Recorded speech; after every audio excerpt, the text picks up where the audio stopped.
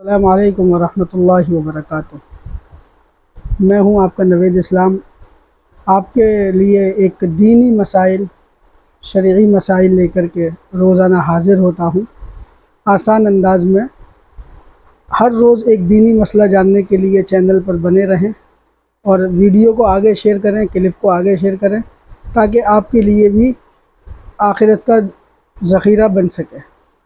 آج کا مسئلہ تراویح کی نیت کس طرح کرتے ہیں، کئی لوگ سوال پوچھ رہے ہیں۔ تو اس کے لیے سب سے پہلی بات کہ نیت جو ہے وہ دل کے ارادے کا نام ہوتا ہے۔ آپ گھر سے جب مسجد کے لیے نکلے ہو نماز عشاء اور تراویح کی نیت سے، تو یہ آپ کی نیت ہو چکی ہے، لیکن الفاظوں کے ساتھ ادا کر لینا سنت ہے۔ تو اس لیے اس کا سب سے بہترین طریقہ یہ ہے، میں 2 رکعت نماز تراویح سنت یا سنت مؤکدہ دونوں کہہ سکتے ہیں، میں نیت کرتا ہوں 2 رکعت نماز تراویح کی، یا اس طرح سے میں نیت کرتا ہوں 2 رکعت نماز تراویح سنت مؤکدہ کی۔ اور آپ اگر امام کے پیچھے پڑھ رہے ہیں، واسطے اللہ تعالیٰ کے پیچھے اس امام کے منہ میرا کعبہ شریف کی طرف، اللہ اکبر۔ آسان طریقہ اس کا یہ ہے۔ اب مسئلہ یہ ہے کہ ہر 2 رکعت کے بعد نیت کرنا ضروری ہے یا ایک مرتبہ میں ہی 20 رکعتوں کی نیت کر سکتے ہیں؟ تو بہترین طریقہ تو یہ ہے کہ آپ ہر 2 رکعت کے بعد